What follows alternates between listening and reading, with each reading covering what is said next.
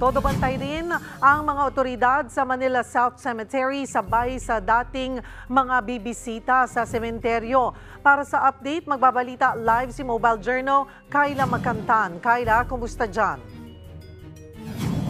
Kahit taon-taon nang bumibisita yung ating mga kapatid na dito sa sementeryo at paulit-ulit lang din ang mga ipinagbabawal na nabanggit din doon sa Manila North Cemetery, marami pa rin ang sumusuway at nakukumpiskahan kagaya nga ng mga lighters at sigarilyo. Kanina, Cheryl, meron din tayong mga kapatid na sumubok pumasok na may dalang mga panlinis. Ayan na yung ipinagbabawal na po, strictly ipinagbabawal na hanggang sa November 3. At yung mga daan papunta dito, sinara din yung ilang mga kalsada kagaya dito sa South Avenue, sa Metropolitan, sa JP Rizal Avenue, maging sa Vito Cruz. Kaya yung mga kapatid po natin na may dalang sasakyan, paalala lang po natin na hindi po makalalapit dito po sa mismong gate ng Manila South Cemetery. Pero meron namang mga libreng e-bike, handog ng Manila LGU para sa ating mga senior citizens, ganoon din sa PWD.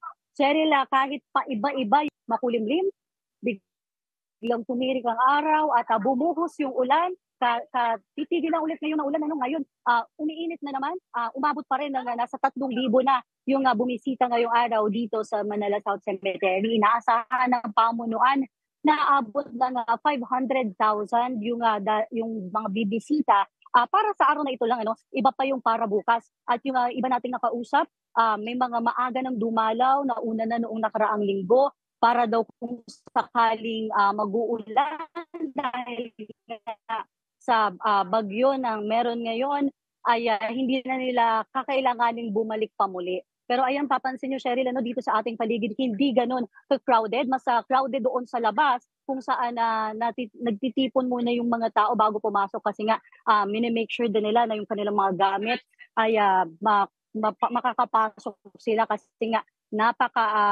napaka-strict ng authority. At bukod kasi, Cheryl, sa PNP personnel na nasa mahigit 200, meron din tayong mga tropa from MMDA at Manila LGU. Yan ay para masiguro na ligtas ang pagdalaw ng mga kapatid natin ngayong panahon na una.